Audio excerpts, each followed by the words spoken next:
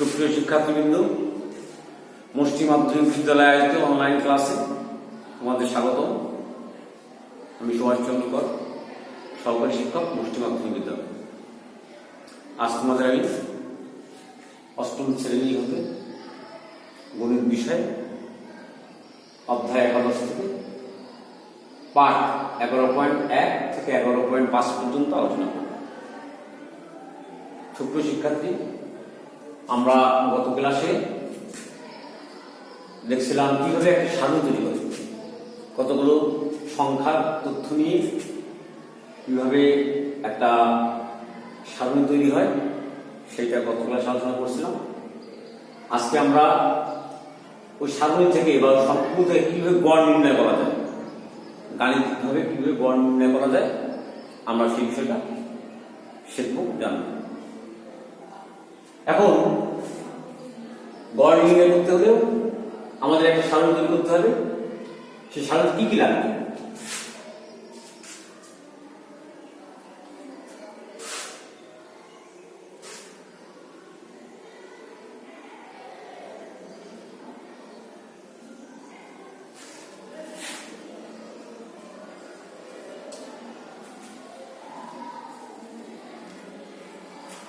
আমাদের শ্রেণী ব্যক্তি লাগবে,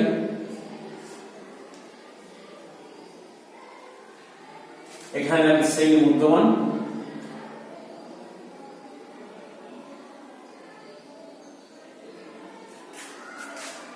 ট্যালি, গণসংখ্যা। শ্রেণী মধ্যমানকে আমরা এক্স আই দ্বারা প্রকাশ করব আর গণসংখ্যাকে এফ আই দ্বারা প্রকাশ করব। তাহলে এখানে এফ আই এক্স আই এই মানটা লাগবে, কারণ গড় নির্ণয়ের সূত্র গড় সমান সূত্র হচ্ছে summation of f i x i by n, অর্থাৎ সামেশন কি বা এন কি আমি এটা নিয়ে আলোচনা করব। এখন শ্রেণী ব্যক্তি আমরা গত ক্লাসে যে মানগুলো নিয়েছিলাম, এটা এই অঙ্ক সেই মানগুলো নিয়েছি। অর্থাৎ শ্রেণী ব্যক্তি বলতে এখানে আমরা পাঁচ ব্যবধান করে নেব। তাই এখানে 20 থেকে আমরা 5 ব্যবধান করে 24 হবে, অর্থাৎ 20 থেকে 24, 25 থেকে 29, 30 থেকে 34, 35 থেকে 39, 40 থেকে 44, 45 থেকে 49, 50 থেকে 54। এখন এই শ্রেণী ব্যক্তিটা আমরা নিচ্ছি, নেওয়ার পরে এখন আমরা শ্রেণী মধ্যমান নির্ণয় করা। শ্রেণী মধ্যমান কিভাবে নির্ণয় করি? শ্রেণী মধ্যমান নির্ণয় করতে হলে আমাদের এই শ্রেণী ব্যক্তির যে সংখ্যা দুটো আছে, সর্বনিম্ন সংখ্যা এবং সর্বোচ্চ সংখ্যা, এই দুটোকে যোগ করে 2 দিয়ে ভাগ দিতে হবে। অর্থাৎ 20 যোগ 24 ভাগ 2, 20 আর 24 যোগ করলে যে মান পাবো সেই মানকে 2 দিয়ে ভাগ দেবো। অর্থাৎ এখানে আসছে 48, 48কে যদি আমরা 2 দিয়ে ভাগ দিই তাহলে যে মানটা পাবো সেটি হচ্ছে শ্রেণী মধ্যমান। 20 যোগ 24 48 না, 20 যোগ 24 অর্থাৎ এখানে আসতেছে হচ্ছে 44, এখানে আসতেছে তাহলে শ্রেণী মধ্যমান 22। এরপর আসছে 25 যোগ 29, 25 আর 29 যোগ করা হয় তাহলে কত আসতেছে? 25 যোগ 29, অর্থাৎ এখানে 54 ভাগ 2, তাহলে এরা 27। তারপর আসবে যোগ করলে এখানে 64 অর্থাৎ 32 যাবে। তারপর যোগ করলে যাও 74 আর আসবে সেটা হবে 37। তারপর আসবে হচ্ছে 40 যোগ 44, অর্থাৎ এখানে 84 আসতেছে, 84 দুই ভাগ করলে 42। তারপর আসবে 47, তারপর আসবে 52। অর্থাৎ আমরা এখান থেকে শ্রেণী ব্যক্তি যা দেয়া আছে সেখান থেকে আমরা শ্রেণী মধ্যমানটা বের করব। শ্রেণী মধ্যমান বের করার নিয়ম হচ্ছে সর্বনিম্ন মান আর সর্বোচ্চ মান যোগ করে যা হবে তাকে 2 দিয়ে ভাগ, এবং প্রত্যেকটা শ্রেণী সংখ্যায় যা আছে সবগুলো একইভাবে করতে হবে। করার পরে আমরা এখানে শ্রেণীর মধ্যমানটা পাবো।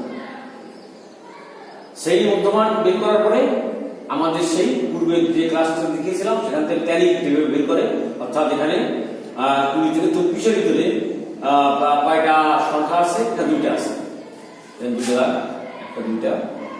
এবার 25 থেকে 29 কয়টা আছে? 2টা আছে।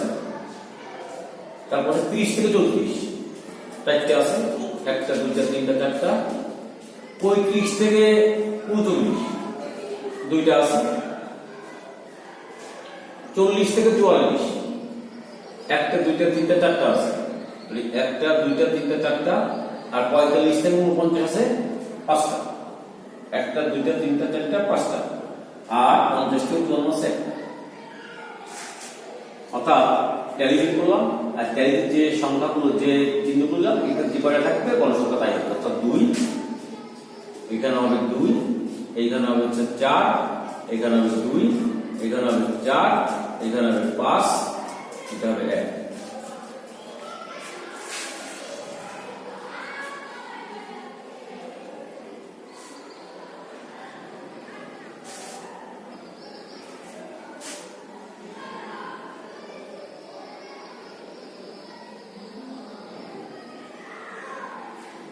আমরা শ্রেণীর মধ্যমান বের করলাম, গণসংখ্যা বের করলাম। এখন আমাদের কি কাজ করতে হবে? আমাদের এই fi xi অর্থাৎ fi যে মানগুলো পেয়েছি তার সাথে xi মানটা গুণ করতে হবে। অর্থাৎ এখানে 22 আর 2 গুণ করলে যা হবে সেটা হবে 44। এখানে 27 গুণ 2 করলে যা হবে তাই, অর্থাৎ 54। এখানে 32 গুণ আর 4 করলে কত হবে? 8। আর হচ্ছে এখানে আসতেছে 3 12 128। এখানে আসবে 74। এখানে আসবে হচ্ছে 8 তাই যে 16 168। এখানে আসবে 35 আর 20 23 235। আর এখানে যোগ করলে হবে, গুণ করলে হবে 5 গুণ 1 মানে 5। অর্থাৎ fi xi গুণ করে যে মানটা পাবো সেই মানগুলো আমি এখানে বসিয়েছি। বসানোর পরে এখানে একটা সূত্র বলা আছে, এই চিহ্নটাকে বলা হয় সামেশন চিহ্ন। অর্থাৎ সামেশনের বাংলা অর্থ হচ্ছে সমষ্টি। fi xi যে মানগুলো পাওয়া গেছে সেই মানগুলো যোগ করলে যে মানটা পাবো এটাই হচ্ছে সামেশন অফ fi xi। আর এর বলতে বোঝাবে হচ্ছে গণসংখ্যায় যে মানগুলো যে সংখ্যাগুলো পেয়েছি তার যোগফল। অর্থাৎ n সমান হবে এখানে 4 8 10 20 হবে। আর আমরা যদি fi xi এর সংখ্যাগুলো যোগ করি তাহলে কি হবে? অর্থাৎ 44 যোগ 54 যোগ 128 যোগ 74 যোগ 168 যোগ 235 যোগ 52 সমান 755। এখানে মান আসে সামেশন অফ fi xi এর মান 755। অর্থাৎ আমরা fi xi এর মান পেয়েছি, গণসংখ্যা এর মান পেয়েছি। এখন সামেশন অফ fi xi এটার মান দিয়ে বসাই 755 ভাগ হবে 2। এর মান হচ্ছে, এখন এটাকে ভাগ করলে যেটা পাবো এটাই হচ্ছে গড়। 755 ভাগ হচ্ছে 20 সমান 37.75। 37.75। এইটাই হচ্ছে এই সংখ্যাগুলোর গড় নির্ণয়। আর কিভাবে গড় নির্ণয়, অর্থাৎ শিক্ষার্থীগুলো একটা সারণী থেকে বা কতগুলো সংখ্যা থেকে কিভাবে গড় নির্ণয় করা যায় আমরা শিখলাম। আশা করি তোমরা বাসায় বসে এগুলো প্র্যাকটিস করবে। আজকে পর্যন্ত সকলকে ধন্যবাদ।